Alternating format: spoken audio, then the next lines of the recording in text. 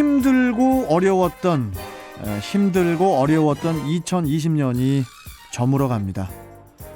매해 송년회 다사다난했다라는 말을 붙이지만은 정말 2020년은 우리나라뿐 아니라 전 세계적으로 그야말로 다사다난하지 않았나 싶습니다. 해서 이번 주와 다음 주는 최유한 시사평론가와 함께 올 한 해 국내 뉴스와 세계 뉴스로 나누어서 정리해볼까 합니다. 자, 투데이 핫이슈 인터뷰 최유한 평론가 연결돼 있죠? 자, 평론가님 안녕하세요. 예, 반갑습니다. 최유한입니다. 예. 자, 바로 본론으로 좀 들어가서요. 예. 올해 2020년 한 해 동안에 첫 번째로 꼽을 수 있는 국내 뉴스 어떤 것이 있을까요? 예, 2020년 코로나로 시작해서 코로나로 끝났다 해도 과언이 아니죠. 사실 맨 처음 우리나라에 코로나 바이러스 확진자가 발생했을 때만 해도 이렇게까지 우리의 삶 전체를 바꿔놓을 것이다. 짐작도 하지 못했어요. 예. 뭐니 해도 2020년 우리 국내 뉴스 첫 번째 코로나 발생과 확산이라고 할 수 있습니다. 기억나세요? 우리 첫 번째 그 환자 발생했던 날? 그때가 1월 달이었던 걸로 기억을 하는데요. 1월 19일에 중국 국적의 35살 여성이 맞아요. 우한시에 거주했었던 그 검사 시행한 결과 20일 날 오전 확진자로 확진됐다 이렇게 뉴스가 이제 나왔어요. 가벼운 뉴스인 줄 알았는데 그게 시작이었던 거죠. 24일에 두 번째 확진자, 26일에 세 번째 확진자 발생하면서 그 실체가 드러나기 시작했고 그때 이제 일부 언론에서 우한폐렴이라는 단어를 사용했죠. 예. 하여튼 그 2020년 전체를 다 지배했습니다. 근데 우리나라뿐 아니고 이제 전 세계적으로 이 코로나가 가장 큰 뉴스였죠. 그렇습니다. 어쨌든 제가 첫 번째 뉴스로 꼽은 이유는 언제 끝날지 모르는 이 무서운 감염병으로 모든 사람들이 일상생활이 얼마나 소중한 나날이었는지 하루하루 깨닫게 되었습니다. 아니 근데 더 걱정되는 게요. 우리 최유한 평론가님. 지금 그 영국의 변종 바이러스 이야기 나오잖아요. 이게 지금 아스트라제네카 그 백신으로는 또 해결할 수가 없는 또 변종 바이러스일 것이다 이런 얘기도 있고 여러 가지 보도들이 있던데 이건 내년에 백신이 나와도 또 이 코로나 때문에 계속 난리일 것 같아서 이거 좀 걱정입니다. 이거 지금 제 생각에 그 현재의 불안한 상황에서 가장 안정적인 그 마음 상태를 유지하는 거는요. 정부의 공식 발표를 믿는 거고요. 맞습니다. 전문가들이 이야기하기로는 바이러스 백신은 별 영향을 미치지 않는다라고 이야기를 하고 있거든요. 일단 뉴스 가짜 뉴스가 워낙 많다 보니까 일단 첫 번째 뉴스가 코로나 바이러스라고 생각하겠습니다. 알겠습니다. 자, 그러면은 두 번째 뉴스는 뭡니까? 두 번째 뉴스 기분 좋은 뉴스를 뽑았어요. 좋습니다. 어떤 겁니까? K 콘텐츠의 진격. 지구촌을 강타하다라고 뽑았습니다. 방탄소년단 이야기입니까? 많습니다. 사실 방탄소년단은 이제는 신기록 자체는 너무나 당연해진 걸로 생각돼 있어가지고 BTS야말로 하여튼 전 세계에서 가장 핫한 아이돌 그룹으로 꼽히고요. 또 워낙 BTS가 커지다 보니까 걸그룹 블랙핑크의 그 성과도 만만치 않은데 지금 상대적으로 조명이 덜 가는 것 같아요. 지금 세계 최대 음원 플랫폼 스포티파이에서 4억 스트리밍 K-팝 걸그룹 최단 기록을 갈아치우고 있어요. 블랙핑크가. 그 1월 달부터는 영화 기생충 기억나시죠? 알죠. 기생충. 아카데미 사관왕 이게 꿈인가 생신가 했어요. 근데 이제 좀 염려스러운 게 스포츠도 그랬고 우리가 언제부턴가 우리나라의 프로리그라든지 이런 것보다는 월드컵이라든지 아니면 메이저리그라든지 아니면 프리미어리그 이런 되게 세계적인 경기만 보는 사람들이 생길 정도가 됐었고 이제는 가수들이나 영화 할 것 없이 다 이제 세계적인 상을 받고 빌보드 차트에 올라가고 이렇게 되면은 국내에서 활동하는 문화인들은 어떻게 할까? 이거 뭐 영어부터 배워야 되나? 이런 생각이 좀 K 들 정도로. 콘텐츠가 발전한다라는 건요. 네. 한국의 문화 수준이 네. 세계적인 문화 수준이 됐다라는 거고 국내 그렇죠, 그렇죠. 수준이 올라갈 수밖에 없는 거고요. 맞습니다. 뭐 세계로 나갈 수밖에 없는 거죠. 이건 뭐 떠밀려서 나가는 거니까. 네. 그 핑크퐁 아기상어 기억하시죠? 아기상어 알죠? 예, 네, 아기상어. 이 유튜브에서 72억 뷰래요. 지구 인구가 77억 명인데 72억 뷰랍니다. 말도 안 되는 현실이 이제 꿈같이 펼치고 있는데 어쨌든 참. 두 번째 뉴스가 K 콘텐츠의 진격, 아이고, 지구촌을 강타하다입니다. 좋습니다. 자, 그러면 세 번째도 되게 기분 좋은 소식입니까? 글쎄 세 번째는 중립적인 소식인데요. 예. 뭐랄까 전 세계에서 코로나 때문에 선거가 지연됐는데 우린 4.15 총선을 치러냈거든요. 총선. 예, 4.15 총선이 세 번째 뉴스입니다. 그때 최종 투표율이 66.2%였어요. 네. 이게 그 사전 투표율이 높아서 그랬습니다.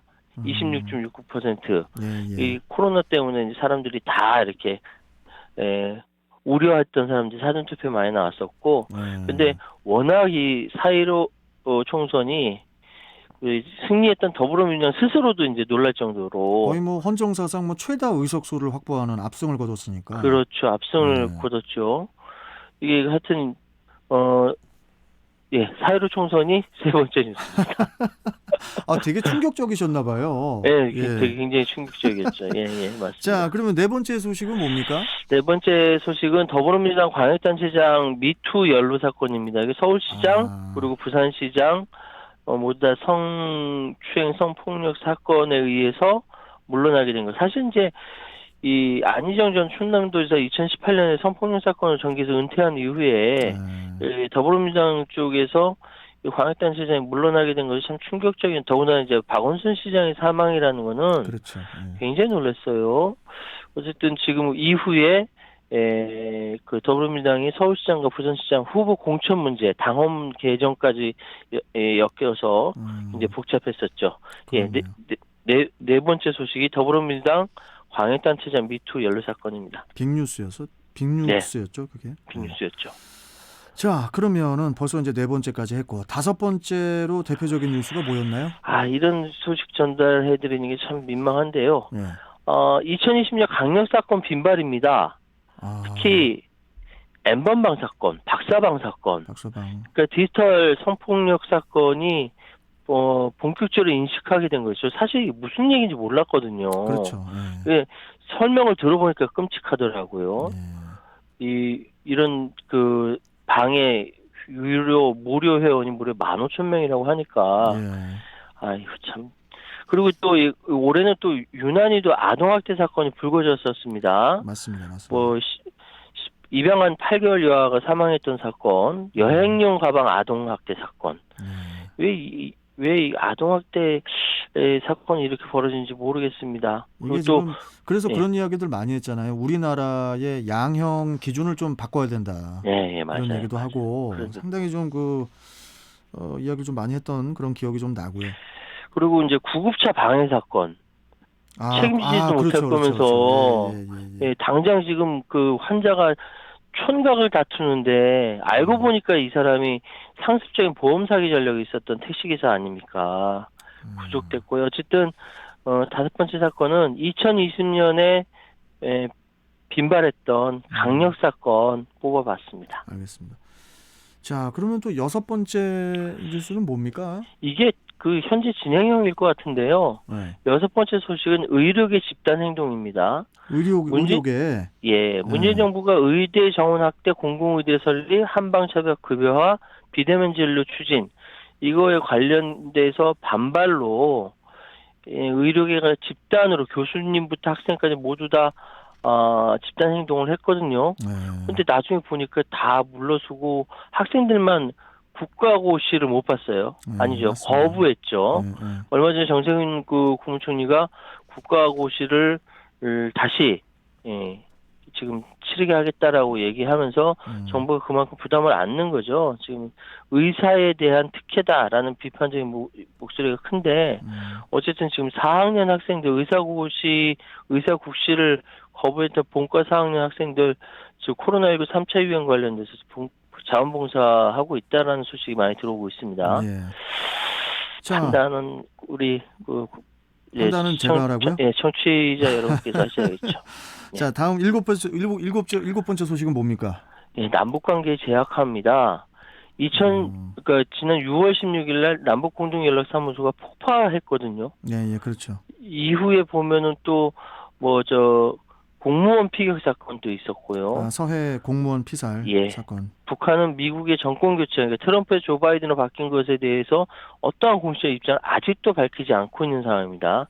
내년은 관계가 좀 좋아지길 기대하면서 7번째 소식, 남북관계의 재악화를 꼽았습니다. 그러면은 8번째 대표 뉴스 뭐였나요? 이제 오늘도 오늘 내일도 또 뉴스 나오죠. 법무부와 대검의 갈등입니다. 추 장관과 윤석열 총장. 저는 이거 추 장관과 윤석열 둘의 인물 대결로 가면 안 된다고 생각하고요. 제도 개혁의 일환으로 봐야 된다는 생각하고요. 그런데 이게 아직도 현재 진행이라서 말씀드리기 조심스럽습니다만 그렇죠. 어쨌든 법무부와 대검 갈등 8번째 소식으로 뽑아왔습니다. 자, 벌써 이제 9번째네요. 9번째 예. 뭡니까? 공수처 출범 등 국가권력기관 개혁 입법입니다. 일단 공수처는 출범했고요. 예. 이게 1998년도부터 이야기 나왔던 것이고 지금 국정원, 검찰, 경찰 이렇게 수사권 조정이라든지 여러 개혁 입법이 되고 있어요. 지금 이 국가 권력기관이 옛날 국민들을 억압하는 기구였다고 한다면 예. 이제 봉사하는 기구로 바뀌어야 된다라는 차원에서 9번째 소식 뽑아왔습니다. 자, 마지막 10번째 뭡니까? 지금은 조용한지 모르겠는데 얼마 전까지 굉장히 시끄러웠는데 조두순의 출소와 소동입니다. 예. 국민들의 인식이 많이 달라졌지만 그래서 양형 기준 이거 역시 얘기가 나오고 있고요. 예. 유튜버들의 과도한 이제 오버액션 지탄 받아야 된다고 생각하고요. 마지막으로 조두순으로 인해 피해받았던 지금은 그때 가명으로 나영이라고 이제 붙였던 대학 수술 잘 마쳤고 지금 대학생이 되었고 아주 잘 생활하고 있다라고 주변에서 사건 피해자는 사실 끝까지 감춰졌으면 좋겠다라면서 이사 갔어요, 안산에서. 그렇죠. 네. 2020년 참 힘들었지만 어떻게 용케 잘 버텼다는 생각 들고 내년에는 더 좋은 국내 소식이 있었으면 좋겠다라는 생각 말씀드리면서요. 다음 주엔 세계 뉴스로 찾아뵙도록 하겠습니다. 좋습니다. 내년이 이렇게 보니까 신축년이더라고요. 2021년 신축년. 네. 좀 뭔가 좀 새롭게 좀 축하하는 그런 해가 좀 됐으면 좋겠네요. 예, 하여튼 라디오 뉴스 잘 진행해 주셔서 감사하고요. 감사합니다. 예. 우리 청취자 여러분 다 고맙게 생각할 거예요. 알겠습니다. 그럼 다음 주에 또 뵙겠습니다. 고맙습니다. 예, 감사합니다. 네. 자, 지금까지 최요한 시사평론가와 함께 했습니다.